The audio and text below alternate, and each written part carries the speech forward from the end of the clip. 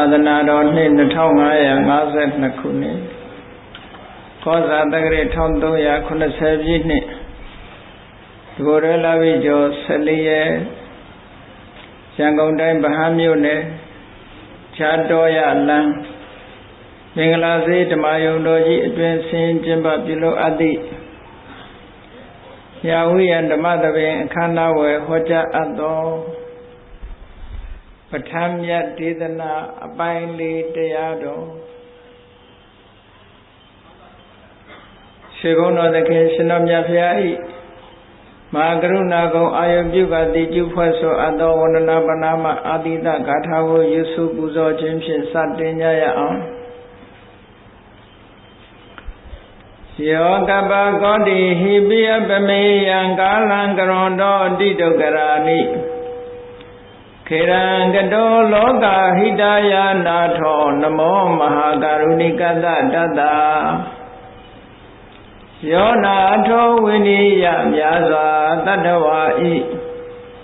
ချမ်းသာစီးပါလိုလားတောင်းတဂုံပေါင်းခါသဖြင့်နာထမြညာခြင်းရှင်တော်မြတ်ဖရာသည်ကပ္ပကောတိဟိပိဂရေကဘာအရေးအတွက်သင်္ချာတို့ဖြင့်တော်လဲအဘယ်မေယံရည်တွေတိုင်းတာဖော်ပြခြင်းကမစွမ်းနိုင်ပါသောကာလလေးအတင်ခြေသိမ့်နေကဘာရှိကြသောကာလပတ်လုံးလောကဣတယတတ္တလောကဤအကျိုးစီးပွားအလုံးငါအတိဒုက္ခရာနိဩဇာတဲ့ဖြစ်လက်အင်္ဂါမေတ္တာကြီးမှသမိတာနှင့်တထာဇနီဆွန်ခြင်းကြီးဟု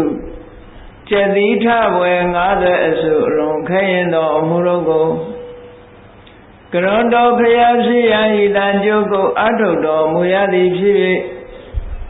ခေရလက်ချေမျက်လုံးအသက်ဆုံးလည်းနှလုံးစေဝံကိုရောဤပြမန်းခြင်းတို့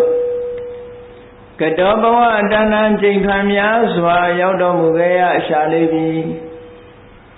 မဟာကရုဏီကတတတဝါများရင်ဝဲသားကဲ့သို့တနာချစ်ခင်မဟာကရုဏာရှင်ဖြစ်တော်မူသော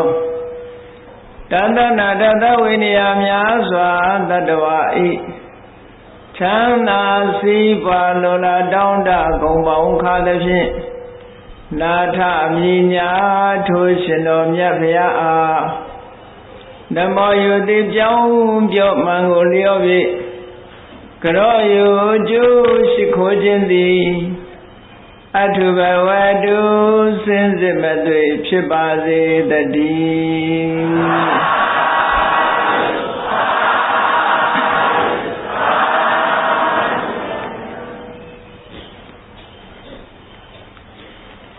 ပဋ္ဌာန်းမြတ်ဒေသနာအပိုင်းလေးမှာ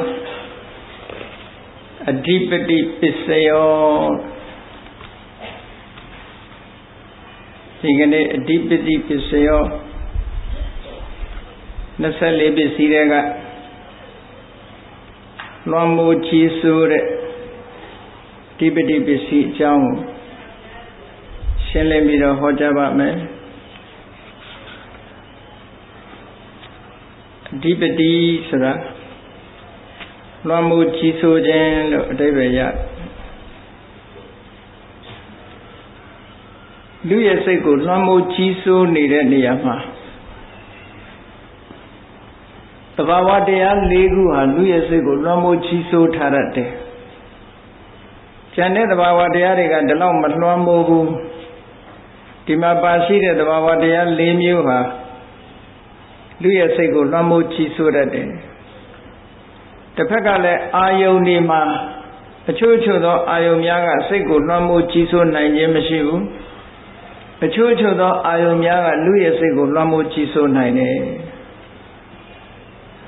ဒါကြောင့်မို့အဓိပတိပစ္စယောကိုအဓိပတိပစ္စယောအတူဖြစ်ပြန်ရုပ်နှင့်နာမ်ကိုဧကံလွှမ်းမိုးကြီးစိုးနိုင်ပြီးအဓိပတိတရားကြီးစိုးနိုင်တဲ့အဓိပတိတရားဆိုတာသန္တာတို့ဝိရိယတို့ဝိမာန်တတို့စိတ်တာလို့စိတ်ထဲမှာဖြစ်ပေါ်လာတဲ့ဒီစေတသိက်၃မျိုးနဲ့စိတ်ဓာတ်ဟာ နန္တရားတွေကိုလွှမ်းမိုးကြီးစိုးထားနိုင်တယ်စိတ်စေများ၏အလေးထားမှုအာယုံပြုပြန်ယုံနိဗ္ဗာန်နှင့်နိဗ္ဗာန်ခေါ်ရုပ်အာယုံမျိုး၏ကြီးစိုးသမှုကျေစုပြုညာအဓိပတိပစ္စည်းတရား၎င်းလို့အဓိပတိကိုနှစ်ပိုင်းခွဲပြီးတော့ကြည့်ရမှာဖြစ်ပါတယ်ဒါကြောင့်မို့လို့အဓိပတိပစ္စည်းဟာနာမည်အားဖြင့်အဓိပတိလို့တစ်မျိုးတည်းပြထားတော့လည်းပဲအပိုင်းနှစ်ပိုင်းအာယုန်နေနဲ့ကြီးစိုးတာရှိသလိုအာယုန်မဟုတ်ဘဲနဲ့ကြီးစိုးတာလည်းရှိတယ်လို့ဒါကြောင့်မို့လွှမ်းမိုးကြီးစိုးသောအားဖြင့်ကျေစုပြုတတ်တဲ့အကြောင်းတရားအဓိပတိဆိုတာလွှမ်းမိုးထားစိတ်ကိုလွှမ်းမိုးထားတယ်သို့မဟုတ်လွှမ်းမိုးထားတဲ့စိတ်ထဲမှာဖြစ်ပေါ်လာတဲ့သဘာဝတရားတွေအာယုန်တွေလွှမ်းမိုးကြီးစိုးတဲ့အနေအားဖြင့်မိမိနဲ့အတူဖြစ်တဲ့တရားတွေကို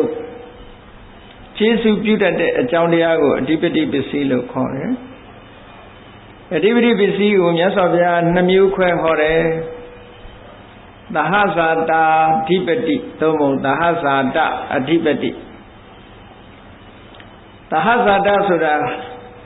အတူဖြစ်လာတဲ့တရားတွေကိုမိမိနဲ့အတူဖြစ်ပြီးတော့အတူဖြစ်လာတဲ့တရားတွေကိုလွှမ်းမိုးထားတဲ့လွှမ်းမိုးကြီးစိုးနိုင်တဲ့သဘာဝတရားတဲ့အာရမဏအဓိပတိအာယုံဖြစ်ပြီးတော့စိတ်ကိုလွှမ်းမိုးကြီးစိုးနိုင်တဲ့သဘာဝတရားလို့ဒီလိုနှမျိုးခွဲဟောတယ်အဲဒီမှာသဟဇာတာအဓိပတိသဟဇာတာအတူတကွဖြစ်ပေါ်လာကြပြီးလွှမ်းမိုးကြီးစိုးတယ်ဆိုတဲ့သဘာဝတရားတွေဟာဘာတွေတုံးဆိုတော့အဓိပတိတရား၄ပါးအဓိပတိတရား၄ပါးဆိုတာသန္တာရဲ့ဝိရိယရဲ့ဝိမန္တရဲ့စိတ်ဓာတ်ရဲ့လို့ဒီလိုအဓိပတိတရား၄မျိုးရှိတယ်လို့အဲ့ဒီထဲမှာသန္တာရဲ့ဝိရိယရဲ့ဝိမန္တရဲ့ဆိုတာကစေတသိက်တွေသန္တာဆိုတာအလုံးသိကြတဲ့အတိုင်းတခုကိုပြုလုပ်ခြင်းနဲ့ပြုလုပ်လို့တဲ့သဘာဝတရားသန္တာလောဘနဲ့ခတ်ဆင်တယ်ပေါ့လောဘနဲ့ခတ်ဆင်တယ်သို့သောသန္တာနဲ့လောဘဆိုတာမတူတဲ့အချက်တွေအများကြီးရှိတယ်တူလည်းမတူဘူးပေါ့သန္တာဆိုတာပြုလုပ်ခြင်းနာလောဘဆိုတာလိုချင်မမောတာဝိရိယဆိုတာအလုံးသိကြတဲ့အတိုင်းကြိုးပမ်းအထောက်မှုတဲ့နောက်ဝိမာန်တဆိုတာတော့အသိပညာစူးစမ်းဆင်ခြင်နိုင်တဲ့စွမ်းရည်တတ္တိပညာဒါကစေတသိက်တရားတွေစေတသိက်တရားတွေကစိတ်နဲ့စေတသိက်နှမျိုးကိုလွှမ်းမိုးကြီးစိုးထားနိုင်တယ်လို့ပဲစိတ်တတ္တကလည်းစေတသိက်တရားတွေကိုပြန်ပြီးတော့လွှမ်းမိုးကြီးစိုးနိုင်တာရှိတယ်အဲ့ဒါကြတော့စိတ်ဓာဓိပတိလို့ခေါ်တာပေါ့နော်သန္တာအဓိပတိနဲ့တွဲပြီးတော့ခေါ်တဲ့အခါသန္တာအဓိပတိဝိရိယအဓိပတိစိတ်ဓာအဓိပတိဝိမန္တာအဓိပတိဒီလိုအဓိပတိတရား၄မျိုးလို့အမတန်မှအစွမ်းထက်တဲ့တရား၄မျိုးဒီတရား၄မျိုးကအမတန်မှအစွမ်းထက်တယ်ဒါကသဟဇာတအဓိပတိပိုင်းကအာယုံပိုင်းကပြောမယ်ဆိုရင်တွေ့တာဆွဲမဲ့နှစ်သက်စရာအာယုံလေးနဲ့ပြီးတော့သိမ်မွေ့မွန်မြတ်တဲ့အာယုန်တွေဟာစိတ်ကိုလွှမ်းမိုးကြီးစိုးထားနိုင်တယ်ဒါကြောင့်မို့သူတို့ကိုအာရမဏအဓိပတိလို့ခေါ်တယ်ပဋ္ဌာန်းဒေသနာတော်ကိုတည်တည်ချာချာအရင်မြင့်လေ့လာနေတဲ့ပုဂ္ဂိုလ်တွေဖို့ကတော့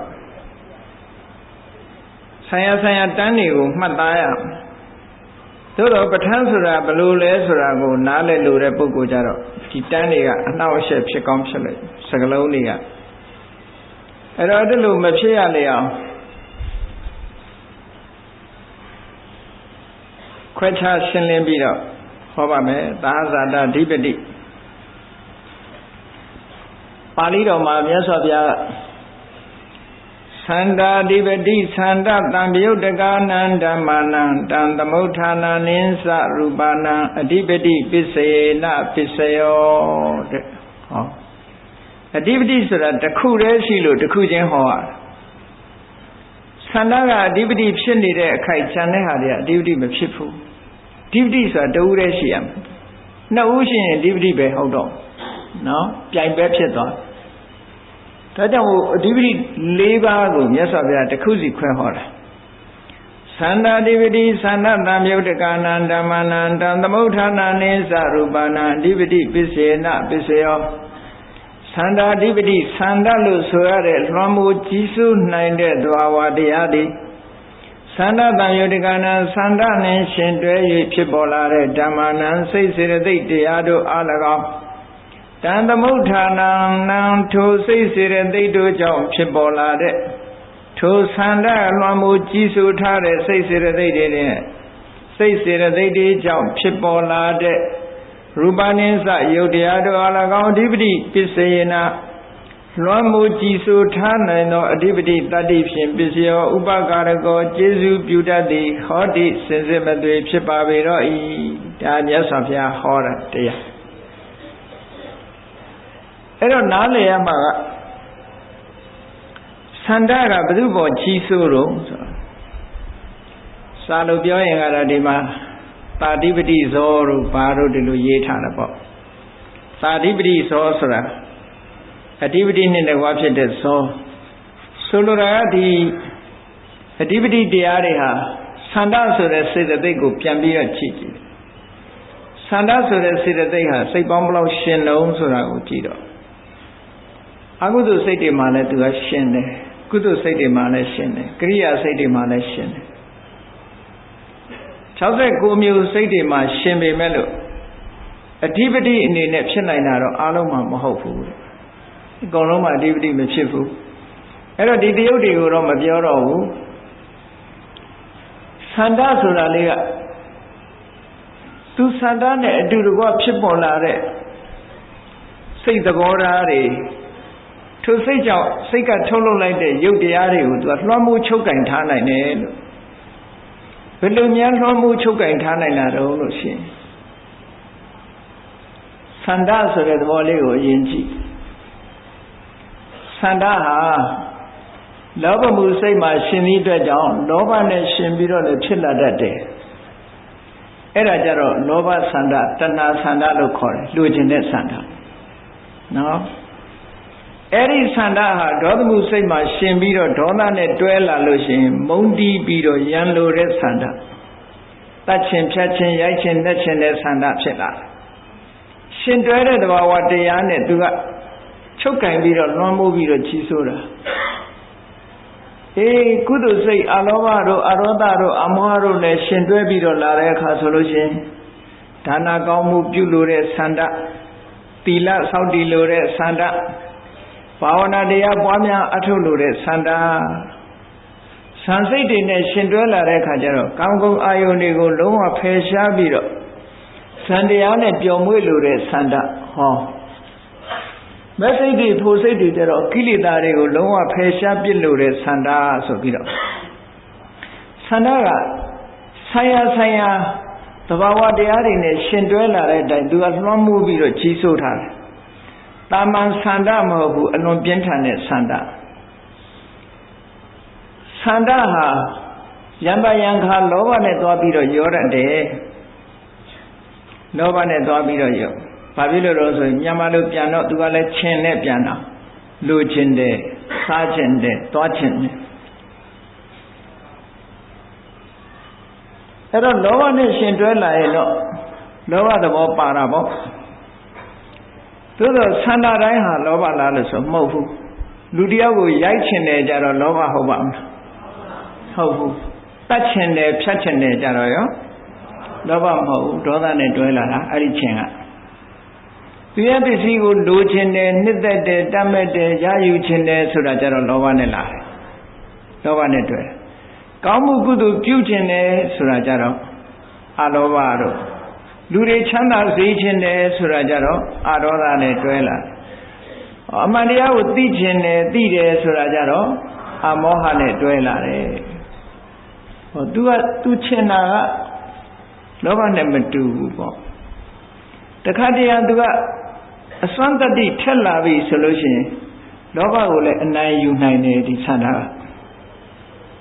ကြည့်လေလူတယောက်ဆန္ဒပြင်းပြလာပြီဆိုလို့ရှိရင်သိမ့်ချီကုံလှူနိုင်တယ်တန်းနိုင်တယ်ဆိုတာသူစိတ်ဆန္ဒရှိရင်လောက်တာပဲလောဘကဘာမှတတ်နိုင်တော့ဘုရားလောင်းနေဆိုလို့ရှိရင်ကြည့်ဘုရားဖြစ်ခြင်းနဲ့ဆန္ဒဖြစ်လာပြီဆိုတာနဲ့တပြိုင်နက်ဒါနကောင်းမှုလုပ်တဲ့အခါမှာပြင်ပသူပိုင်သမျှပစ္စည်းတွေအကုန်လုံးအိတ်သွန်ဖာမောက်အကုန်လုံးလှူတယ်ခန္ဓာကိုယ်ထဲမှာရှိတဲ့သွေးတွေသားတွေထုတ်လှူနိုင်တယ်နောက်ဆုံးအသက်ပါလှူနိုင်တယ်ဟောလောဘကိုတောင်မှဟောဒီဆန္ဒကဖယ်ရှားပြစ်နိုင်တယ်လွှမ်းမိုးလာပြီဆိုလို့ရှိရင် तू ကလောဘတဲ့အာကောင်းတယ်လောဘကအဓိပတိမဟုတ်ဘူးပြော့ညံ့တယ်ဟောဒီဆန္ဒကြမှာအဓိပတိတဲ့ဆန္ဒအဓိပတိဒီတန်တရားတွေကပါလာတဲ့လူတွေရဲ့လူချင်းတက်မဲ့တဲ့လောဘကိုပဲဖယ်ရှားပြစ်နိုင်လောက်အောင်စွမ်းရည်တတ္တိရှိတယ်အဓိပတိက तू ကအမတန်စွမ်းတတ္တိထက်တယ်ဘုရားအလောင်းတော်တွေဟာဖြာရရတယ်ဆိုတာတာမန်အနေထားနဲ့မရဘူးဘုရားဖြစ်ခြင်းနဲ့စန္ဒဟာသူတို့စိတ်ကိုလွှမ်းမိုးပြီးနေပြီဆိုလို့ရှိရင်ဖြာရရတယ်ဒါကြောင့်မို့လို့ဘုရားအလောင်းတွေဖြာရဖို့ရအင်္ဂါ၈ချက်ဆိုတာရှိသေးတယ်မနုဿတ္တံလိင်္ဂတံပတ္တိဟေတုတတ္ထာရထသနလူသားဖြစ်ရမယ်ပြည့်စုံတဲ့ဆက်ရှိရမယ်လူသားဖြစ်ရမယ်အမျိုးသားဖြစ်ရမယ်နော်လိင်္ဂမနုဿတ္တံလိင်္ဂတံပတ္တိမနုဿတ္တဆိုတာလူသားဖြစ်ရလိင်္ဂတံပတ္တိကမျိုးသားဖြစ်ရလူသားဖြစ်တဲ့မျိုးသားဖြစ်တဲ့ဟေတုအကြောင်းတရားတွေလုံလောက်ပြီးသားရှိရမယ်တတ္ထာရထသနာဖရာနဲ့တွေ့ရမယ်အဓိကရကုသိုလ်ကောင်းမှုစောင့်တည်ပြီးသားဖြစ်ရမယ်ဆန္ဒပြင်းပြတဲ့ဆန္ဒရှိရမယ်တမ္ပတ္တိဆိုတာသမ္မဖို့တရားတွေကိုရထားတဲ့ဂုဏ်တုဝိသေသနဲ့ပြည့်စုံပြီးသားပုဂ္ဂိုလ်ဖြစ်ရမယ်လို့ဆိုတော့တမ္မန်နဲ့ဖြာရိမရသူမိတာယသိဖြာရိရတာဒီအင်္ဂါကျဲတင်နေညီတယ်ဒါဖြင့်သူဆန္ဒဘလောက်ပြင်းတယ်လဲလို့မေးလို့ရှိရင်သူဖျားဖြစ်ခြင်းတဲ့ဆန္ဒဘလောက်ပြင်းလဲတမ္မန်ပုဂ္ဂိုလ်တွေလို့ဖြစ်ခြင်းယုံတတ်မဟုတ်ဘူးသူကဘလောက်ထီအောင်ဖျားဖြစ်ခြင်းတယ်လဲဆိုလို့ရှိရင်ကြည့်တစ်ဖက်ကကြည့်လိုက်မယ်ဆိုလို့ရှိရင်ဒီပင်္ဂရာမြတ်စွာဘုရားနဲ့တွေ့တဲ့အခါမှာသူကဇံပင်ညင်ရတကုရှင်ယသိဖြစ်နေတာသို့တော့ဘုရားဖြစ်ခြင်းတဲ့ဆန္ဒကလွှမ်းမိုးထားသည့်အတွက်ကြောင့်ထိုဘုရားတရားနာပြီးတော့မေဖို့နိဗ္ဗာန်ကိုရမယ်ဆိုလို့ရှိရင်သူယဟန္တာဖြစ်သွားနိုင်တာပေါ့အဲ့ဒီမှာသို့တော့ဘုရားဖြစ်ခြင်းတဲ့ဆန္ဒကြောင့်ဒါကိုလက်လွတ်လိုက်တယ်မယူဒီလက်လွတ်တယ်ဆိုတာနေတဲ့တတ္တိမဟုတ်ဘူးဘဝပေါင်းမြောင်များစွာသေရအောင်မယ်အိုရအောင်မယ်နာအောင်မယ်သူသိတယ်ဟုတ်ကဲ့လားအကယ်၍သာဒီပင်္ဂရာမြတ်စွာဘုရားထံမှာတရားဓမ္မနာပြီးယဟန္တာဖြစ်လိုက်မယ်ဆိုလို့တခါပဲသိမှသူတခါတည်းသိတာကိုအခါပေါင်းမြောင်များစွာသိတာနဲ့သူလဲနိုင်တယ်ဆန္ဒလို့ပြောအထက်ကရာဆရာကြီးကတော့ပို့ပြီးတော့နားလည်အောင်ဘယ်လိုပြောထုံးဆိုဘုရားဖြစ်ဖို့ဆန္ဒဘယ်လောက်ထိအောင်ကြီးကျယ်သလဲလို့ဆိုလို့ရှိရင်တဲ့စัจ java လာတိုက်ကြီးတစ်တိုက်လုံးအပြည့်မိကြီးကဲရဲနေအောင်ထည့်ထားအဲ့ဒီမီးပင်လေကြီးမိကြီးကဲပင်လေကြီးပေါ်မှာဖြတ်ပြီးတော့ဟိုဘက်ကိုရောက်အောင်သွားနိုင်ရင်မင်းဖျားဖြစ်ပြီဆိုရင်သွားမယ်တဲ့အဲ့လောက်ထိအောင်ဆန္ဒပြင်းတယ်ဆိုတော့မီးပင်လေကိုဖြတ်ပြီးတော့သူသွားမယ်လို့ပြောဆန္ဒအဲ့လောက်ပြင်းတယ်လို့ပြောနော်စัจ java လာကြီးတစ်ခုလုံးအပြည့်လှန်နေမြတ်မြတ်ထက်နေတဲ့လှန်သွားတွေထောင်ထားတယ်အဲ့ဒီလှန်သွားတွေပေါ်ကနင်းပြီးတော့ဟိုဘက်ကိုသွားရောက်အောင်သွားနိုင်ရင်မင်းဖျားဖြစ်မယ်လို့ဂရန်တီပေးမယ်ဆိုရင် तू သွားမှာပဲဒါဆန္ဒပြင်းပုံကိုပြောပြတာနော်အဲ့လိုမိကြီးကဲဖြတ်ရုံနဲ့ဖျားတော့ဖြစ်မှာတော့မဟုတ်ဘူးပေါ့လှန်သွားပေါ်လမ်းလျှောက်ပြတာနဲ့ဖျားတော့ဖြစ်မှာမဟုတ်ဘူးပေါ့နော်ဆန္ဒပြင်းထန်ပုံကအဲ့လောက်ထိပြင်းထန်သူမိရာရဲ့တဲ့အလောင်းသူမိရာတထေးသားလေးဟာကြည့်ပစ္စည်းဥစ္စာတွေအမှန်တန်ချမ်းသာတယ်ရွှေတိုင်းငွေတိုင်းဗန္ဓာတိုင်း မမောစရာတွေပဲသို့တော့အဲ့ဒါတွေကိုအားလုံးမငဲ့မညာလူချင်းသူယူဆိုပြီးတော့တိုက်ခန်းတွေဖွင့်ပြီးတော့လှည့်မကြည့်ပဲနဲ့သွားနိုင်စာထဲမှာဥပမာပေးထားတာလူတွေမှာလှည့်မကြည့်ပဲသွားတာတခုရှိကိုယ်ပါဇက်ထဲမှာသုံးမဝင်တော့လို့ထွေးထုတ်လိုက်တဲ့ထွေးဟုတ်ကဲ့လားဘယ်မှာလှည့်ကြည့်နေဘူးငါတို့လေးနည်းနည်းပါတော့ကြည့်ပါငါတို့တွေထဲမှာသွေးများပါလားချောင်းဆိုရင်တော့သွေးပါမှကြောက်လို့ကြည့်တာပြန်ယူဖို့တော့ကြည့်တော့အဲ့ဒါလို့ယရနာပစ္စည်းတွေကိုတိုက်ခန်းဖွင့်ပြီးတော့သွားတာလှည့်ကုန်ကြည့်လူချင်းသူယူဆိုအဲ့ဒါဘယ်သူကဆွန့်လွတ်တာတော့ဆိုဆန္ဒဆွန့်လွတ်တာတရားကျင့်လို့တဲ့ဆန္ဒသည်လောဘကိုဖယ်ရှားနိုင်တဲ့ဆွမ်းအားရှိတယ်ဒါကြောင့်မို့အဓိပတိကိုဆန္ဒလို့ခေါ်တာသူနဲ့တူတူဖြစ်တဲ့စိတ်တွေကိုလွှမ်းမိုးထားတာဒါကကောင်းတဲ့အဓိပတိတွေပေါ့မဟာကုသိုလ်စိတ်နဲ့ရှင်တဲ့အဓိပတိတွေကိုယ်ပစားခြင်းနေပါစေဒုက္ခရောက်နေတဲ့လူတွေသွားခဲ့တယ်ကိုယ်စားမဲ့အစာစားတွေကကိုယ်အငတ်ခံပြီးသူများကိုကြွေးတယ်ဒါလည်းဆန္ဒပဲဆန္ဒတွေဆန္ဒပြင်းလာပြီဆိုရင်လူကအကုန်လုံးနိုင်ကောင်းတဲ့ကိစ္စတွေမှလည်းအကုန်မကောင်းတဲ့ကိစ္စမှရောဆိုရင်မကောင်းတဲ့ကိစ္စလည်းလုံးနိုင်တာဆိုပါစို့လောဘနဲ့တွဲလာတဲ့ဆန္ဒကြတော့ကြည့်မရရအောင်ကိုယူတယ်မရရအောင်ယူချောလိုက်တက်တဲ့လူတွေကြည့်ပေါ့အလောက်ချောပြီးတော့ညစ်ပတ်နေတာကိုဒီပေါ်မရရအောင်တက်ကုတ်ကပ်ပြီးတော့လူကျင်တဲ့ဆန္ဒကြောင့်ဒါပါဟုတ်သေးလေဒီပြင်လောဘနဲ့ရှင်တွဲလာလို့ရှိရင်ဟောဒီဆန္ဒကလွှမ်းမိုးလာပြီဆိုရင်လူကဘာမှမဆိုလုပ်ရလို့အကုန်လုံးတယ်ပတ်စံရမယ်ဆိုရင်ဘာမှမဆိုလုပ်တယ်ဆိုတဲ့လူတွေရှိတာပေါ့ဒါလောဘနဲ့တွဲလာတဲ့ဆန္ဒရဲ့50ဇတ်တဲ့ဖတ်လို့ရှိရင်ကုသဇတ်ဆိုတာမင်းကုသကြီးအကြောင်းကြားဖို့ကြပါလိမ့်မယ်ပမာတယ်လောဘနဲ့တွဲလာတဲ့ဆန္ဒကြောင့်ထီးနှန်းကိုစွန့်ပြီးတော့မြင်ဘူးလားထမင်းချက်သမားလည်းလှုပ်တာပဲဖြာရဲသမားလည်းလှုပ်တာဘိရင်သာသို့မဟုတ်ဘိရင်ကိုယ်တိုင်ကနေပြီးတော့ဒီလိုဒုက္ခတွေခံပြီးတော့ဒီပြင်းထန်တဲ့လောဘရဲ့ဆန္ဒကြောင့်ဒုက္ခတွေခံပြီးတော့လှုပ်တာအဲ့ဒါဘယ်သူကလှုပ်နိုင်မှာတော့ဆန္ဒကြောင့်လှုပ်တာပေါ့အဲ့ဒါလွှမ်းမိုးထားတာဟောဒီဆန္ဒသည်မင်းကုသရဲ့စိတ်ကိုလွှမ်းမိုးထားတာဒါလောဘနဲ့တွဲတဲ့ဆန္ဒတခါဒေါသနဲ့တွဲတဲ့ဆန္ဒကလည်းထို့တူပဲလူတယောက်ကိုမုန်းပြီဆိုလို့ရှိရင်အဲ့ဒါတခုလိုက်ပြီးဒုက္ခပေးနေအဲ့ဒီအမုန်းစိတ်ဒီနှစ်တရာလည်းပြေတာမဟုတ်တတ်ချင်းဖြတ်ချင်းဒုက္ခပေးခြင်းလေကြည့်လေဒေဝရရဲ့ပဋိက္ခဆန္ဒဒေါသဆန္ဒအမုန်းဆန္ဒဟာဘလောက်ထိပြင်းထန်တယ်လဲဆိုရင်ဘုရားလောင်းတော်နဲ့သေရိဝါစမှာရွဲကုန်ဒီဘွားတော်ကသူ့နယ်ကိုယ်နယ်ခွဲပြီးတော့ရွဲတွေရောင်းကြတယ်ဒေဝရဘက်ကရွဲကုန်ဒီဘက်ကနယ်ထဲမှာဒေဝရကကိုရောင်းပြီးလို့ရှိရင်ရောင်းခွင့်ရှိတယ်တယောက်နဲ့တယောက်သဘောတူထားတာပေါ့သို့တော့မရောင်းရသေးတဲ့နေရာမရောင်းရဘူးပေါ့နယ်ကန့်တတ်ထားတာတောင်ပိုင်းကိုငါရောင်းမယ်မရောင်းမြောက်ပိုင်းကိုမင်းရောင်းပေါ့ငါကတောင်ပိုင်းကထွက်သွားပြီဆိုမင်းဝင်လို့ရတယ်တောင်ပိုင်းဟောမြောက်ပိုင်းကဒီလူကထွက်သွားရင်လည်းကျန်တဲ့လူကမြောက်ပိုင်းကိုဝင်လို့ရတယ်အဲ့ဒီမှာဒေဝရအလောင်းရွယ်ကုန်ဒီကဟိုးရှင်းတော့အမျိုးစင်ဆက်ကတထေးဖြစ်ပြီးတော့ရွှေကကြီးကညစ်ပေပြီးတော့ပြစ်ထားတာရွှေမှန်းမသိတဲ့အနေအထားမျိုးရောက်သွားအဖွားအိုကြီးနဲ့မြီးလေးတဲကုတ်ကလေးမှနေအလွန်ဆင်းရဲရွက်ကုန်ဒီကအဲ့ဒီသွားယူတဲ့အခါကျတော့ဆင်းရဲသားဆိုတော့သူကအထင်သေးတာပေါ့အဲ့ဒီသူတို့အိမ်မှာဒီတိုင်းပြစ်ထားတဲ့ရွှေကွက်ကြီးတန်ဖိုးမသိလို့ပြစ်ထားတဲ့ရွှေကွက်ကြီးနဲ့ရွယ်ကလေးနဲ့လဲပါလို့ဆိုတော့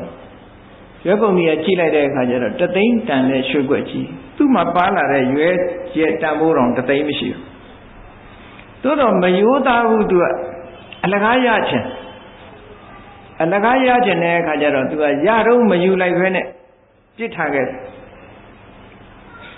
ပြစ်ထားလိုက်ဘာမှတန်ဖိုးမရှိဘူးဆိုပြစ်ချထားလိုက်ဟန်လို့ပြီးထွက်သွားတာပေါ့ဈေးဝယ်တဲ့လူတွေလိုပေါ့နော်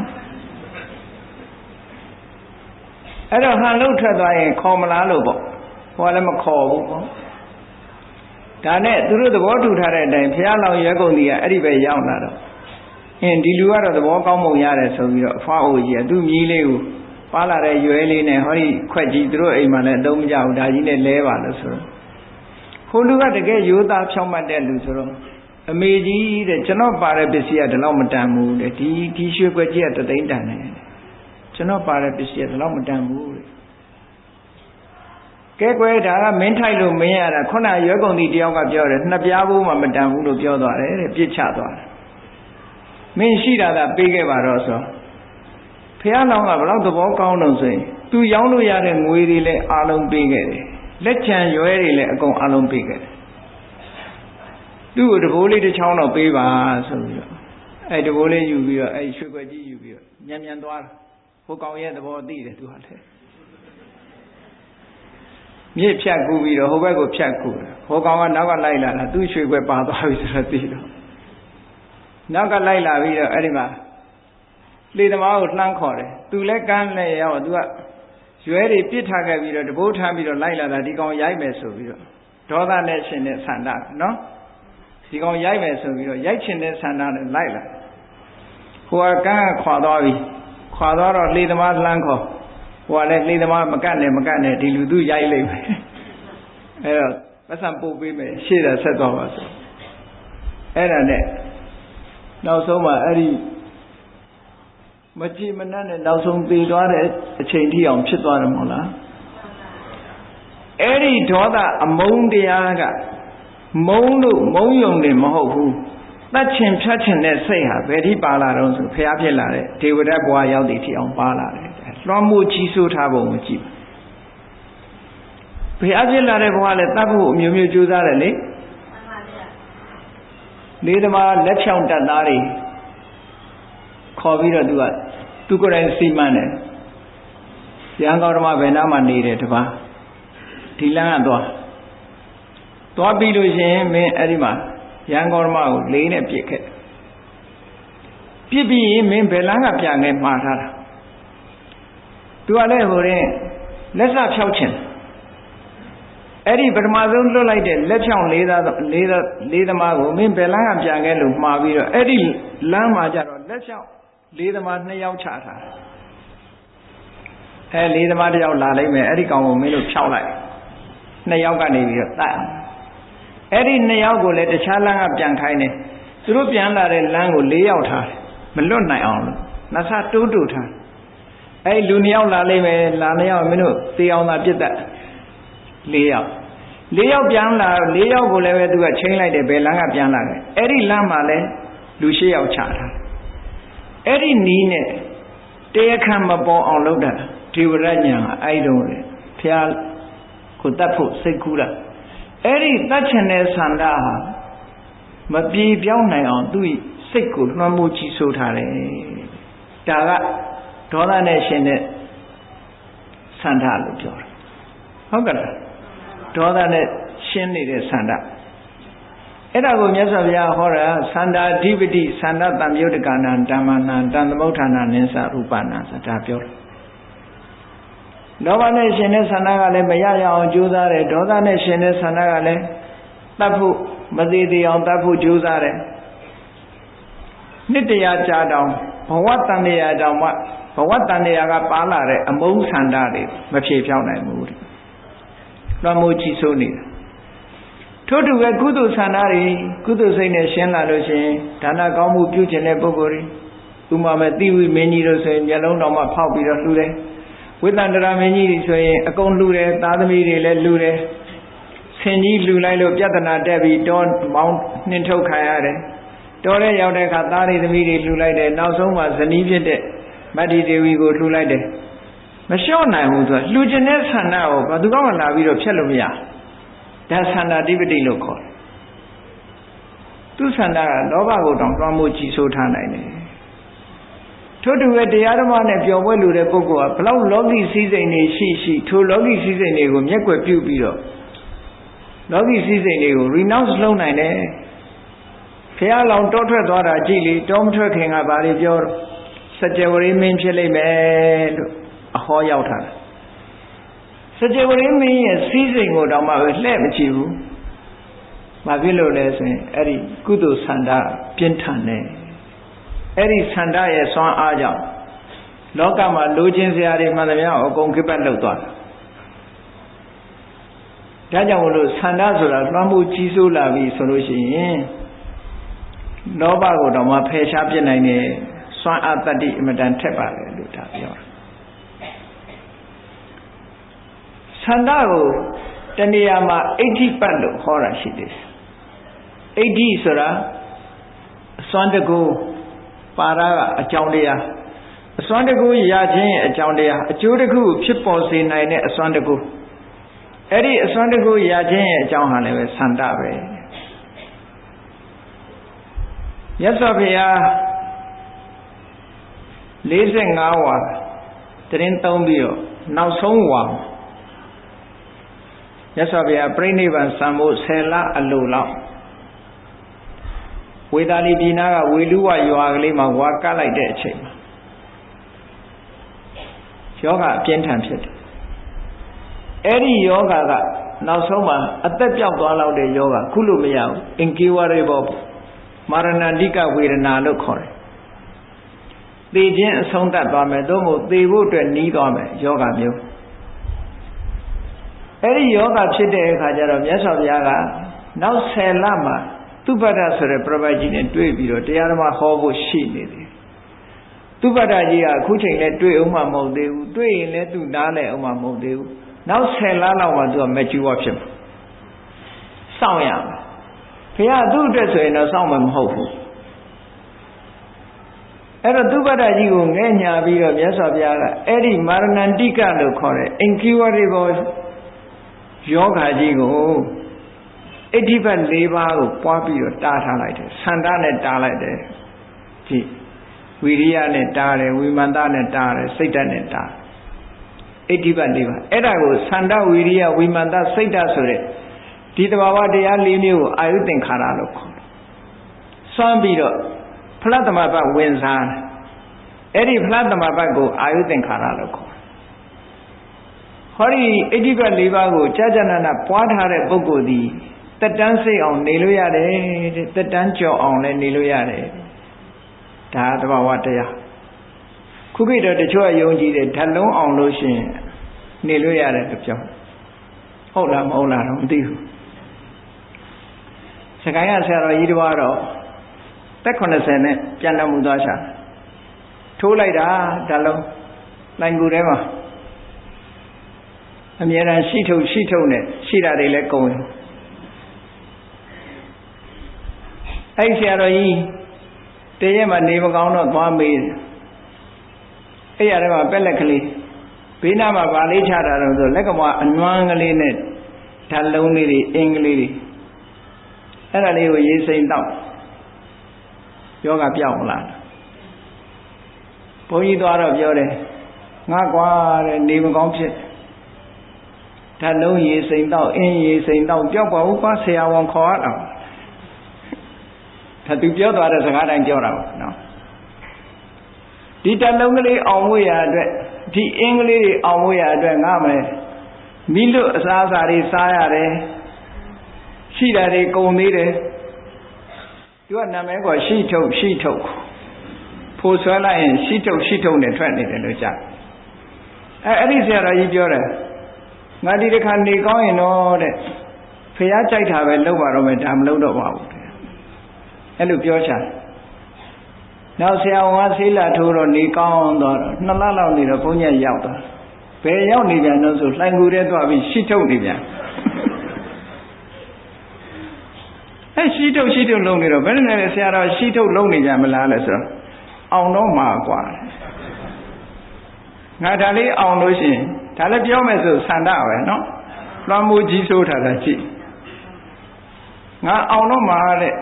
ဒါအောင်လို့ရှိရင်ငါအရိမတရဖရာဒီခန္ဓာကိုယ်နဲ့ဖူးရမှာ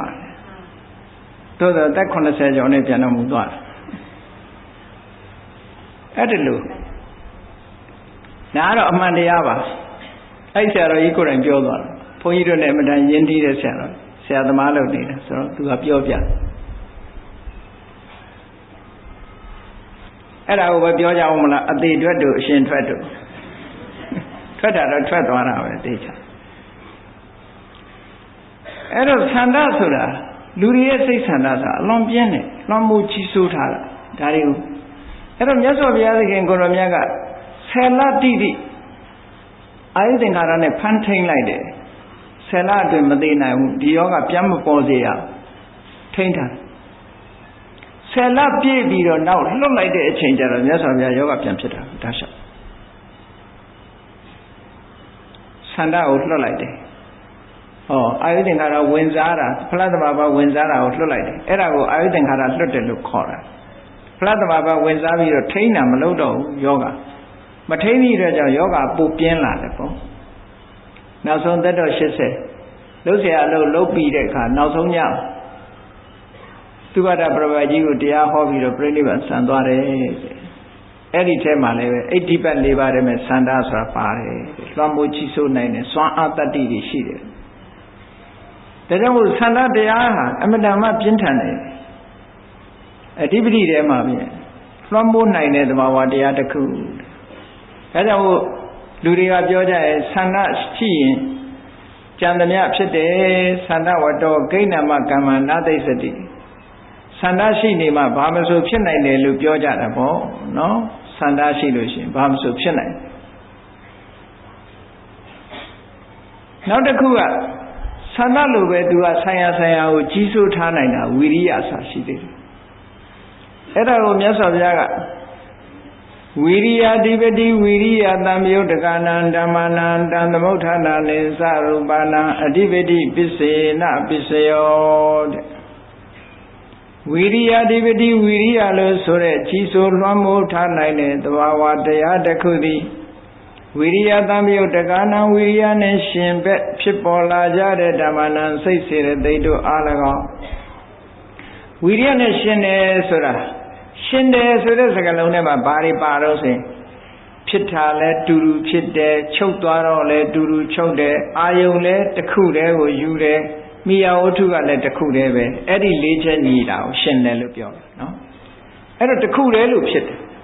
တစ်ခုတည်းအဖြစ်ရှင်တွဲထားတာပြောတယ်တံပယုတ်တဆိုတစ်ခုတည်းဖြစ်ရှင်တွဲလိုက်တာဝိရိယသံယုတ်တကနာဝိရိယနဲ့ရှင်တွဲ၍ဖြစ်ပေါ်လာတတ်တဲ့ဓမ္မနာစိတ်စေတသိက်တရားတို့အား၎င်းတန်သမုဋ္ဌာနာနံထိုဝိရိယနဲ့ရှင်တွဲဖြစ်ပေါ်လာတဲ့စိတ်စေတသိက်တို့ကြောင့်ဖြစ်ပေါ်လာတဲ့ဓမ္မနာရူပနှင့်စာယုတ်တရားတို့အား၎င်းဝိရိယအဓိပတိပစ္စေနာအဓိပတိပစ္စယတတ္တိဖြင့်ပစ္စယောဥပကာရကောကျေစုပြုတတ်သည်ဟောတိစင်စစ်မသွေဖြစ်ပါပေတော့၏ဟောဝိရိယကလည်းပဲလွှမ်းမိုးကြီးစိုးထားနိုင်တယ်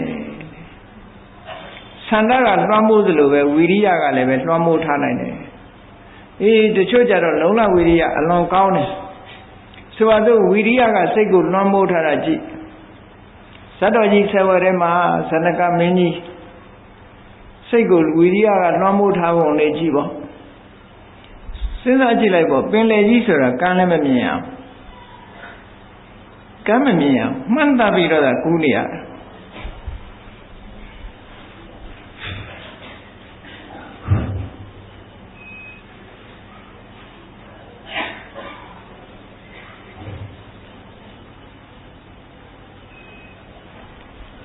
အဲ့တော့ကမ်းမမြင်လမ်းမမြင်လှိုင်းလုံးတွေကလည်းအမတန်ကြီးထူပြောငါးလိတ်ကမန်းတွေရဲ့ဘေးရန်ကလည်းရှိတယ်ပင်လေထဲမှာတကယ်ကြည့်မယ်ဆိုရင်မျောလင်းချက်ပါမရှိဘူးမျောလင်းချက်ပါမရှိပေမဲ့လို့ဝိရိယလွှမ်းမိုးထားသည့်အတွက်ကြောင့်ပင်လေထဲမှာလက်ပြကူးနေတာသူတရားမှကြောက်လို့မဟုတ်ဘူးတရားမှကြောက်လို့မဟုတ်ဘူးပင်လေထဲမှာလက်ပြကူးပြီးတော့နေတာမရောက်နိုင်ဘူးဆိုတာလည်းသူသိတာပဲကမ်းမှာမမြင်တဲ့နေရာကြီးတစ်ခုဘယ်စခန်းရောက်လို့ဘယ်လမ်းပေါက်မှမသိတဲ့နေရာအဲ့ဒီပင်လယ်ကမ်းခြေကြီးထဲမှာလက်ပစ်ကူးနေတာကြည့်ဝိရိယဆိုတဲ့အဓိပတိကလွှမ်းမိုးထားလို့တဲ့သူလှုပ်ရှားနိုင်တယ်မစင်စားဘူးနတ်သမီးကလာမေးတယ်လေ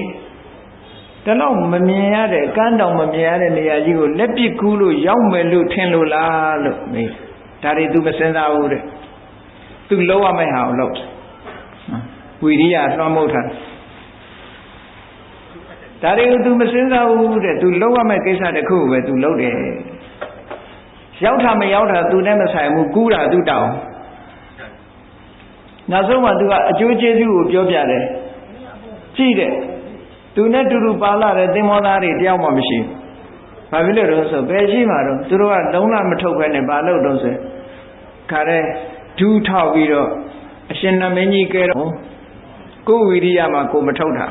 ဟုတ်ကဲ့လားဟိုနတ်လှန်တန်တာဒီလလှန်ကန်တန်တာနဲ့ငါးပါးစပ်ထဲရောက်သွားကြဘုရားတော်မဟာသနကမင်းကတော့ဒါတွေတန်တာမနေဘူးသူဘာလုပ်တဲ့လဲဆိုတာတွေကိုလုပ်သူ့ရဲ့လုံလဝီရိယကိုသူအားထားတယ်ဒါကြောင့်ဒီအားထားတဲ့လုံလဝီရိယသူ့စိတ်ကိုဘလောက်လွှမ်းမိုးထားသလဲလို့ဆိုလို့ရှိရင်ပင်လယ်ပြင်ကြီးကိုသူရောက်မယ်မရောက်ဘူးလုံးဝမစင်စားဘူးပင်လယ်ပြင်ကြီးပင်လယ်ကမ်းခြေကိုသူရောက်မယ်မရောက်ဘူးလုံးဝမစင်စားဘူးလောက်မှသူတောင်းမလုပ်ပဲတည်သွားရင်သူရှက်เสียကြီးပဲဒါပဲသူတွေးတယ်ဒီပြင်မှာမတူယောက်ျားတွေအားထုတ်တဲ့လုံလဝီရိယကိုအားမထုတ်ဘူးလို့ပြောခံရမှသူကြောက်တယ်အားထုတ်မယ်ကျိုးပန်းအားထုတ်မယ်ဆိုတဲ့စိတ်နဲ့ပင်လယ်ပြင်ကြီးကိုဖြတ်ကူးနာ9ရက်တိတိဖြတ်ကူးလာနောက်ဆုံးမှနတ်သမီးကယ်လို့ဘယင်ဖြစ်ရောက်သွားသေးတယ်ဆိုတဲ့ဇာလံပေါ့အဲ့ဒီမှာလည်းဒါဝီရိယအဓိပတိလို့ခေါ်တယ်သူကဝီရိယကနေလွှမ်းမိုးကြီးစိုးထားတယ်ဒီနေရာမှာလည်းကြည့်ဝီရိယအဓိပတိဆိုတာလောဘနဲ့တွဲလာလို့ရှိရင်ဘာဖြစ်လဲညစ်နဲ့အောင်ထီအောင်မအိမ်မနေသခိုးကြီးဖြစ်တာပေါ့အမတန်အန္တရာယ်များတဲ့တိုက်ကြီးတွေပိုက်လုံးကနေအပြင်ဖောက်ထက်ပြီးအပေါ်မှာဝင်ဖောက်တာတွေလည်းမရှိဘူးလားအဲ့ဒါကြည့်လောဘနဲ့တွဲလာတဲ့ဝီရိယနော်လောဘနဲ့တွဲလာတဲ့ဝီရိယချောင်းနေတာပစ္စည်းဥစ္စာရကြတော့အဲ့ဒါချောင်းပြီးတော့ကြိုးစားနေတယ်ဒေါသနဲ့တွဲတဲ့ဝီရိယကလည်းထို့တူပဲကိုမုန်းတဲ့လူတယောက်ကိုမသိဒုက္ခလိုက်ပြီးတော့ပေးနေတာဘယ်လောက်ဝေးတဲ့နေရာရောက်ဇာလန်းနေမှာတော့ရှိတာပေါ့နော်ဘယ်လောက်ဒုက္ခရောက်လိုက်ပြီးတော့ပေးတာအဲ့ဒါဒေါသနဲ့တွဲတဲ့ဝီရိယကုသိုလ်နဲ့တွဲတဲ့ဝီရိယကြတော့လူဘုတမ်းဖို့ကြိုးစားတာနောက်ပြီးတော့အများကောင်းကျိုးအတွက်ဆောင်ရွက်တာမောဟနဲ့တွေ့တဲ့ဝီရိယကပညာလိုက်စားတာအဲ့ဒါလို့ဝီရိယအဓိပတိကလည်းစိတ်ကိုလွှမ်းမိုးထားပြီးတော့သူရဲ့ဘဝတစ်ခုလုံးကိုချုပ်ကင်ထားနိုင်တယ်အဲ့ဒါအဓိပတိပစ္စယောလို့ပြောတာနော်အဓိပတိပစ္စယောလို့ပြောတာနောက်တစ်ခုကစိတ်ဓာအဓိပတိစိတ်ဓာအဓိပတိစိတ်ဓာတံယုတ်တကာနံဓမ္မနံတံသမုဋ္ဌာနာနိသရူပနံအဓိပတိပစ္စေနပစ္စယော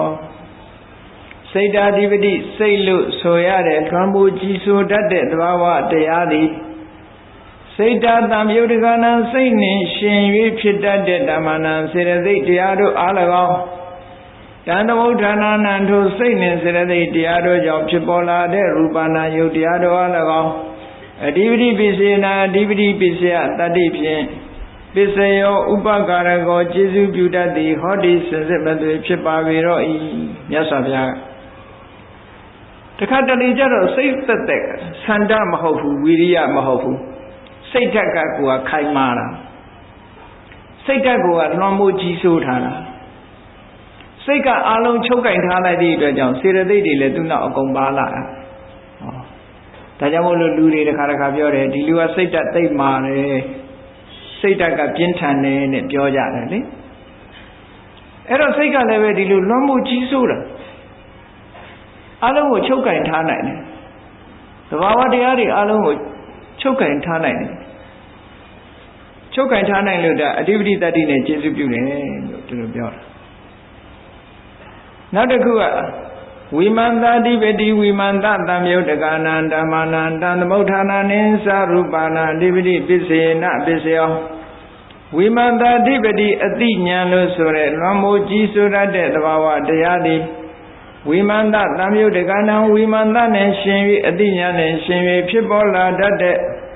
ဓမ္မနံစိတ်စေရသိက်တရားတို့အ၎င်းတန်သမုဋ္ဌာဏနံသရူပနံထိုစိတ်စေရသိက်ဒီကြောင့်ဖြစ်ပေါ်လာတဲ့ယုတ်တရားတို့အ၎င်းအဓိပတိပစ္စေနာအဓိပတိပစ္စယတတ္တိဖြင့်ပစ္စယောဥပကာရကောကျေစုပြုတတ်သည်ဟောတိစင်စစ်မသွေဖြစ်ပါပေတော့၏တခါတရံကြတော့ညာကလွှမ်းမိုးထားတယ်ဟောကမ္မထာထိုင်တဲ့အခါတွေပါတွေမှာညာကလွှမ်းမိုးထားတယ်ပညာလိုက်စားတဲ့အခါမှာတစ်ခါလေညာကလွှမ်းမိုးထားတယ်အသိဉာဏ်ကအလုံးကိုလွှမ်းမိုးထားတယ်ရှင်သာရိပုတ္တရာမထေရမြတ်တို့ဆိုအသိဉာဏ်ကဖရာအရာမေးတဲ့မေးခွန်းတောင်မှဖြေနိုင်လောက်အောင်သူ့ဉာဏ်ဉာဏ်စွမ်းကအလွန်ထက်တယ်အလုံးကိုဉာဏ်ကအုပ်စိုးထားလိုက်တယ်အုပ်စိုးထားလိုက်တယ်ဘယ်လိုမေးခွန်းတွေမေးမေးဉာဏ်ဉာဏ်တွေကအလွန်ထက်ပြီးတော့ဉာဏ်ထဲမှာအကုန်လာပြီးတော့ထင်းတယ်ဖြေစရာတွေကွက်ကွက်ကွင်ကွင်သိလာတယ်ဉာဏ်ဉာဏ်တွေကလွှမ်းမိုးထားတာတဲ့အဲ့ဒီဝိမာန်သဆိုတာဟေတုနဲ့ပစ္စည်းနဲ့ပြောမယ်ဆိုလို့ရှိရင်အမောဟပဲဆိုတာအမောဟဆိုသည့်အတွက်ကြောင့်သူကဟေတုတ္တိပါဝင်တယ်လို့ဒီလိုမှတ်အဲ့ဒီဝိမာန်သဘိုင်းရောက်တဲ့အခါကျတော့ခုနကလောဘဆိုတာမပါဘူးဒေါသဆိုတာမပါတော့ဘူးအကောင်းပိုင်းတတ္တအဲ့ဒါဝိမာန်သအဓိပတိကျတော့အကောင်းပိုင်းတတ္တခုနတုန်းကသန္တာအဓိပတိဝိရိယအဓိပတိတို့ကြတော့အကုသိုလ်လည်းပါတယ်ကုသိုလ်လည်းပါတယ်နော်ဒီဘက်ကျတော့ဝိမာန်သအဓိပတိကျတော့ကောင်းတဲ့ကုသိုလ်ပိုင်းပဲပါတယ်အကုသိုလ်တွေမပါတော့ဘူးအမောဟဆိုတော့အသိပညာနဲ့လာတာပညာရက်ကလွှမ်းမိုးပြီးတော့ထားတဲ့အတွက်ကြောင့်သိစရာရှိတာတွေအကုန်လုံးသိဘယ်ရာကိုမှချွင်းချင်းချာညာမရှိဘဲနဲ့အားလုံးကိုအကုန်စင်သိနိုင်တယ်ပညာကလွှမ်းမိုးထားတဲ့အဓိပတိတတ္တိတွေရှိတာမဟုတ်ဘူးအမောဟဆိုတော့ဟေတုတတ္တိသူနဲ့ရှင်ဘက်တရားတွေကိုခိုင်မာအောင်လည်းလုပ်ထားနိုင်သေးတယ်ဟေတုပစ္စည်းပါလာတယ်ဒီကြတော့ခုနတုန်းကသန္တာအဓိပတိတို့ဝိရိယအဓိပတိစိတ်ဓာအဓိပတိတို့တုန်းကဟေတုပစ္စည်းမပါဘူးအခုကျတော့တတ္တိတစ်ခုထပ်တိုးတယ်ဟေတုပစ္စည်းသဟဇာတာဖြစ်သည့်အတွက်ကြောင့်သန္တာသည်သန္တာနဲ့ရှင်တဲ့စိတ်ကိုပြိုင်လူဖြစ်တယ်ဆိုတော့သဟဇာတာတတ္တိလည်းရှိတယ်အပြန်အလှန်ရသည့်အတွက်ကြောင့်အညမညတတ္တိရှိတယ်မိယာဖြစ်သည့်အတွက်ကြောင့်နေတရားတတ္တိရှိတယ်ရှိနေတုံကျေစုပြုရသည့်အတွက်ကြောင့်အဋ္ဌိတတ္တိမကင်းကွာခင်ကျေစုပြုလို့အဝိကတတတ္တိလို့ဒီလိုပြောလို့ရတယ်ပေါ့ပါဝင်လာတဲ့ပစ္စည်းတွေအများကြီးရှိတယ်ပေါ့ဒါအကျမ်းမြင်ပြောပြတာနော်ဝိရိယအဓိပတိလည်းထို့တူပဲပါဝင်လာတဲ့သဘာဝတရားတွေရှိတယ်စိတ်ဓာအဓိပတိကြတော့ဘာတွေထိအောင်ပါဝင်လာတော့ဆိုအာဟာရပစ္စယောတို့ကပါလာတယ်ဘာဖြစ်လို့လဲဆိုဝိညာဏစိတ်ဆိုတာဝိညာဏနဲ့စိတ်နဲ့သွားပြီးတော့တူလို့ပါလာတယ်ဝိမာန်သကြတော့ဘာတွေပါလာတော့ဆိုရင်အိန္ဒြိယတို့လည်းပါလာနိုင်တယ်မက္ခတို့လည်းပါလာနိုင်တယ်ဘာဖြစ်လို့လဲဆိုပညာဣန္ဒြေရှိတယ်ပညာနဲ့ပတ်သက်တာတွေပညာတရားဓမ္မဟာတစ်ခုနဲ့တစ်ခုပတ်သက်လာတဲ့တွေကိုကြည့်ပြီးတော့24ပစ္စည်းဟာအားလုံးသဘာဝချင်းတူပြီဆိုပြီးဆွဲပါသွားတာပဲအကုန်လုံးနော်အဲ့တော့ဒီ24ပစ္စည်းဆိုတာမြတ်စွာဘုရားကဘာကိုတယုတ်ဖော်တာတုံးလို့ဆိုသင်္ခါရကိုတယုတ်ဖော်တာပဲဘုရားကသင်္ခါရနဲ့ပြောနေတာဘာတော့ဆိုရင်သင်္ခါရတို့သင်္ခတတို့တန်ဆိုတာအကြောင်းတရားတွေကစုပေါင်းပြီးတော့ခါရတို့မို့ခတပြုလုပ်ထားတဲ့အကျိုးတရားတွေအကြောင်းတရားတွေမြောင်များစွာပေါင်းစုပြီးလှုပ်ဆောင်ထားတာလို့ဒီလိုပြောတာအခုဒါကြောင့်မို့လို့ပစ္စည်းဆိုတာတစ်ခုတည်းမဟုတ်ဘူး24ပစ္စည်းမှပစ္စည်းတစ်ခုတည်းတင်ပြောတာမဟုတ်ဘူးကျန်တဲ့တတ္တိတွေပါဝင်ဆောင်ရွက်ထားတဲ့တတ္တိတွေမြောင်များစွာတစ်ခုတစ်ခုဆိုလို့ရှိရင်အများကြီးရှိတယ်ပေါ့စွမ်းရည်တတ္တိချင်းမတူကြဘူးဘာဖြစ်လို့မတူလဲဆို function ချင်းမတူဘူးပေါ့သူရဲ့စွမ်းရည်တတ္တိလေးတွေဘယ်နေရာပဲဖြစ်ဖြစ်ဒီတိုင်းပဲလေလူတွေမှာမျက်စိပါတယ်နားပါတယ်နှာခေါင်းပါတယ်ဟုတ်လားရှားပါတယ်ခန္ဓာကိုယ်ပါတယ်ခြေတွေလက်တွေပါတယ်တစ်ခုနဲ့တစ်ခုဆောင်ရွက်ထားခြင်းတူမှမတူပဲမျက်စိကမြင်မှုကိစ္စမှာဆောင်ရွက်တယ်ဒီပြင်နေရာမှာ तू မစွမ်းနိုင်ဘူး तू မကြားနိုင်ဘူး तू အနမ်းမရဘူးနော်မျက်စိကအနမ်းမရဘူး तू အရသာမသိဘူးဒါကြောင့်မလို့ဟင်းလေးကောင်းမလားလို့နှိုက်ကြည့်လိုက်လို့ရှင်ရှားကမှဆုံးဖြတ်ပေးတာ မျက်စိနဲ့သွားပြီးတော့ကြည့်တော့ကောင်းမဲ့ထင်ပြီးသွားပြီးတော့ရှာတဲ့ရောက်တော့မကောင်းတာတွေအများကြီးတွေ့ချိုးမဲ့ထင်ပြီးသွားနိုင်လဲအခါဖြစ်ခြင်းဖြစ်မျက်စိက तू မသိနိုင်ဘူးရှာကမှတကယ်ရတာကိုသိတယ်ခန္ဓာကိုယ်နဲ့ထိတွေ့ရမယ့်ဟာကလည်းခန္ဓာကိုယ်ကမှသိတယ်မျက်စိကမသိဘူးအဲ့တော့ function တွေကမတူသည့်အတွက်ကြောင့်သဘာဝတရားတွေဟာလည်းသူဆိုင်ရာစွမ်းရည်တတ္တိတွေချင်းမတူကြဘူးလို့ဒီလိုမှတ်ရအဲ့တော့အကျိုးတရားတစ်ခုကိုထောက်ကူပြုတယ်ဆိုတဲ့နေရာမှာစွမ်းရည်တတ္တိတွေမြောက်များစွာပေါင်းပြီးတော့လှုပ်ဆောင်တာအဲ့ဒါကိုသင်္ခါရသို့မဟုတ်သင်္ခတလို့ခေါ်တာအကြောင်းတရားတွေစုပေါင်းပြီးတော့လောက်ကင်ထားတာလို့ဒါအဓိပတိပစ္စည်းနဲ့ပတ်သက်ပြီးတော့သန္တာအဓိပတိဝိရိယအဓိပတိဝိမာန်တာအဓိပတိစိတ်ဓာအဓိပတိဝိမာန်တာအဓိပတိလို့အဓိပတိတရား၄ပါးဒီတရား၄ပါးကသဟဇာတာမျိုးဖြစ်လို့သဟဇာတာအဓိပတိလို့ခေါ်တယ်ဒီအကြောင်းတရားနဲ့အကျိုးတရားသည်ဖြိုင်တူဖြစ်တယ် bond together သဟဆိုတာအတူတကွဇာတဆိုတာဖြစ်လာတာအတူတကွဖြစ်လာပြီးတော့ကျေစုပြုတာလေလို့ဒီလိုမှတ်ရနောက်တစ်ခါအာရမဏအဓိပတိဆိုတာကစိတ်ရဲ့ကြိုးတန်းလေးလို့စိတ်ကိုလွှမ်းမိုးကြီးစိုးထားနိုင်တဲ့အာယုံအနေနဲ့ကျေစုပြုတာအဲ့ဒီအာရမဏအဓိပတိကလည်းအာယုံတိုင်းကစိတ်ကိုမလွှမ်းမိုးနိုင်ဘူးစိတ်ကိုလွှမ်းမိုးနိုင်တဲ့အာယုံစာအမြင့်ကနေထပ်ပြီးတော့ပြောမယ်ဆက်ပြောမယ်ဆိုလို့ရှိရင်ဒီ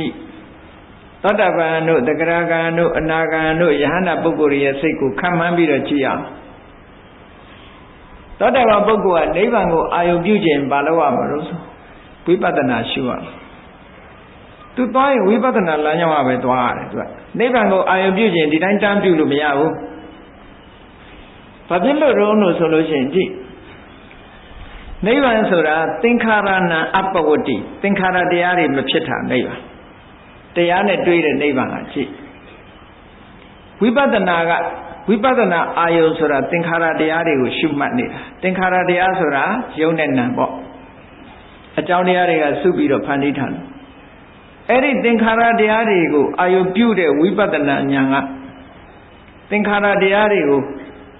ဟုတ်လား trace လုပ်တာလိုက်နေတာလိုက်ရင်နဲ့သင်္ခါရတရားတွေဟာတဖြည်းဖြည်းတိမ်မွေ့သွားပြီးနောက်ဆုံးသင်္ခါရတရားတွေချုပ်သွားတဲ့အဆင့်ကိုရောက်သွားတာအဲ့ဒါနိဗ္ဗာန်အဲ့ဒီရောက်မှသူနိဗ္ဗာန်ကိုအာရုံပြုတာဆိုပါစို့ဝိပဿနာဉာဏ်နဲ့ဆိုပထမသူကဘာအစကြည့်တာတုံးဆိုလို့ရှိရင်တတ္တဝါဆိုတဲ့လူတွေရဲ့အတွေးအထင်တွေကိုဖယ်ရှားလိုက်ပြီးတော့ယုံနဲ့နံနှစ်ခုပဲရှိတယ်ဆိုမြင်လာအဲ့ဒီယုံနဲ့နံဟာလည်းပဲသူ့အတူဖြစ်လာမဟုတ်ဘူးဆံရအကြောင်းတရားတွေရှိတယ်ဆိုတော့မြင်လာအဲ့ဒီမြင်လာပြီးသားယုံနံတွေဟာဖြစ်ပြီးပြတ်သွားတယ်ဆိုတဲ့သဘောတွေကိုသူသုံးသပ်မိလာတဲ့အခါကျတော့ရုပ်တဲ့နံတွေဟာဖြစ်ပြီးပြတ်နေတာဆိုတာသူမြင်လာတယ်ဒါကိုဥရိယဗျာခေါ်တာဖြစ်ပြတ်သွားပြီးတာတွေကတိတ်ပြီးတော့အတိညာကမြန်းလာတဲ့အခါကျတော့ဖြစ်တာတော့မမြင်တော့ဘူးအပြက်ကြီးပဲမြင်နေဆိုဒါပင်ကအဲ့ဒီအပြက်တည်ကြီးမြင်လာတဲ့အခါကျတော့ကြောက်เสียလို့မြင်လာတာဖေရကြောက်เสียကြီးပါလားပြက်နာကြီးပဲဆိုရင်ပြက်နေတာကြီးပေါ်နေရတယ်လို့ကြောက်နေဟုတ်လားကိုကအားထားနေရတဲ့အရာကြီးတစ်ခုကကြည့်သာဝရပြက်နေတာကြီးပြိုပြက်နေတာကြီးဆိုကြောက်เสียကြီးလို့မြင်လာတယ်ဖေရညာအပြစ်တွေမြင်လာတဲ့အာရိတဝညာညင်းငွေလာတဲ့နေဗိဒညာဟောဒီသင်္ခါရကြီးပေါ်မှာညင်းငွေလာတဲ့အခါကျတော့ဘာလို့တော့မုတ်စိတုကမြတာဒီထက်ကနေထွက်ပြေးခြင်းလာလွတ်ခြင်းလာမုတ်စိတုကမြတာလွတ်ရလွတ်ကြောင်းဥပမာမဲ့အိမ်ထဲမှာလောင်ပိတ်ခံထားတဲ့ပုဂ္ဂိုလ်တယောက်ဟာအိမ်ထဲကထွက်ခြင်းတယ်ဆိုရင်ဘယ်နေရာကထွက်လို့ရမလဲလိုက်ရှာတာပေါ့အဲ့ဒါလိုပဲဒီသင်္ခါရတွေကထွက်ပေါက်ရှာတဲ့အခါမှာဒီထဲမှာပဲပြန်ရှာတာကိုပဋိသင်္ခါဉာဏ်လို့ခေါ်တယ်ပြန်ရှာတော့သူဘာတွေ့သွားတော့လို့ဆိုလို့ရှိရင်သင်္ခါရတရားတွေဟာဒီတိုင်းပဲသင်္ခါရတရားတွေပေါ်မှာငကောမုန်းတာတို့စိတ်ပြည့်စရာကောင်းတာတို့ဆိုတဲ့အတွေးတွေနဲ့နေရင်ကနေနောက်ကြတော့ဟောငါစိတ်ပြည့်နေလို့လည်းမဖြစ်ဘူးကြောက်စရာလို့တွေးနေလို့လည်းမဖြစ်ဘူးလွတ်ချင်နေလို့လည်းမဖြစ်ဘူးသင်္ခါရတရားတွေဟာသဘာဝဒီတိုင်းပဲလို့ဆိုပြီးတော့စိတ်ကလေးကိုငြိမ်ထားနိုင်သွားတာ သင်္ခါရတရားတွေကိုလိုလားတဲ့စိတ်လည်းမရှိဘူးမုန်းတီးတဲ့စိတ်လည်းမရှိဘူးစိတ်ကလေးငြိမ်သွားတာဥပိ္ပခာရှုနိုင်သွားတာဒါသင်္ခါရုပ္ပခာညာလို့ခေါ်တယ်ချစ်ချင်းမုန်းချင်းကင်းသွားတာသင်္ခါရတရားတွေပေါ့အရင်ကလိုတွေ့တာလည်းမရှိတော့ဘူးစွန့်ပစ်ချင်တာလည်းမရှိတော့ဘူးစိတ်ကလေးကငြိမ်သွားတယ်အဲ့ငြိမ်သွားတဲ့စိတ်ကလေးကမှဉာဏ်ရထက်လာတအားထက်လာချစ်ချင်းမုန်းချင်းဆိုတာတွေအနှောက်အယှက်ပေးနေလို့ရှိရင်ဗာနဲ့ဥမာတူလို့ဆိုရေထဲကိုခဲလေးချတဲ့ကလှိုင်းလေးတွေထနေတယ်လို့ပဲလှိုင်းလေးတွေထနေတဲ့ရေထဲမှာပေါ်တဲ့အရိပ်ဟာလှုပ်နေအဲ့ဒါလိုပဲငြိမ်သက်သွားတဲ့ရေပြင်ပေါ်မှာထင်းလာတဲ့အယုတ်ဒီမလှုပ်ဘူးငြိမ်သွားတယ်သင်္ခါရုပ္ပခာညာအဆင့်ရောက်သွားတဲ့အခါကျတော့မလှုပ်ဘူးငြိမ်သွားတယ်အဲ့ဒီကနေပြီးဆက်ပြီး trace လိုက်တဲ့အခါကျတော့သင်္ခါရတရားတွေမဖြစ်တဲ့ချုပ်ဆုံးတဲ့နိဗ္ဗာန်ဆိုတာအမတန်သိမ်မွေ့နေတဲ့နိဗ္ဗာန်ကိုသူသွားတွေ့တယ်ဟောအဲ့ဒီနိဗ္ဗာန်ဒီစိတ်ကိုလွှမ်းမိုးကြီးစိုးထားတယ်သတ္တဗံရဲ့သတ္တပတိဖို့စိတ်ကိုလွှမ်းမိုးကြီးစိုးထားတာဘယ်လောက်ထိလွှမ်းမိုးကြီးစိုးထားတော့ဆိုတော့အဲ့ဒီနိဗ္ဗာန်ဆိုတာလေးကိုအောင်ပြုနေလိုက်တဲ့အချိန်မှာတဏှာကြီးဆိုရင်တဏှာကြီးလုံးနိဗ္ဗာန်ပဲငြိမ်ကြတယ်တဏှိကုံဆိုတဏှိကုံနိဗ္ဗာန်နဲ့ပဲနေတယ်ငြိမ်ကြသွားတယ်လွှမ်းမိုးထားတယ်အဲ့ဒါကိုအာရမဏဓိပတိပစ္စည်းလို့ခေါ်တာနော်နိဗ္ဗာန်ဒီသောတပတ္တိဖို့စိတ်ကိုလွှမ်းမိုးထားတယ်နိဗ္ဗာန်ဆိုတဲ့အာယုန်လေးဒီသောတပတ္တိဖို့ကိုလွှမ်းမိုးထားတယ်ထို့တူပဲသောတပန်ကနေတဂရကံဖြစ်အောင်လုပ်ချင်လို့ရှိရင်လည်းဝိပဿနာရှုရတာပဲဝိပဿနာရှုရင်တဂရကံဖြစ်တယ်တဂရကံဖြစ်ပြီးတော့တဂရကံမိဖို့နဲ့နိဗ္ဗာန်ကိုသွားခြင်းမြန်ရင်လည်းဝိပဿနာလမ်းကြောင်းကပဲပြန်သွားတာပဲဝိပဿနာဉာဏ်ဒီအဆင့်မြင့်ပြီးတော့သွားတာ level တွေ degree တွေကတိုးတက်သွားတယ်အဆင့်မြင့်သွားတယ်ထို့တူပဲတဂရကံကနေအနာကံသွားရင်လည်းဝိပဿနာနဲ့ပဲသွားတယ်အနာဂတ်ကနေပြီးတော့ယန္တာဖြစ်အောင်သွားရင်လည်းပဲဟောဒီဝိပဿနာနဲ့ပဲသွားတာပဲယန္တာဖြစ်ပြီးတဲ့နိဗ္ဗာန်နဲ့အာရုံပြုနေခြင်းပါတယ်လို့ဆိုလို့ရှိရင်လည်းဟောဒီဝိပဿနာကနေသွားပြီးတော့ခုနလိုသင်္ခါရတရားတွေကို trace နောက်ကနေပြီးသင်္ခါရတရားတွေကိုရှောက်ပြီးတော့သွားရင်ကနေအသိဉာဏ်ကအစဉ်စဉ်မြင့်ပြီးနောက်ဆုံးသင်္ခါရတရားတွေ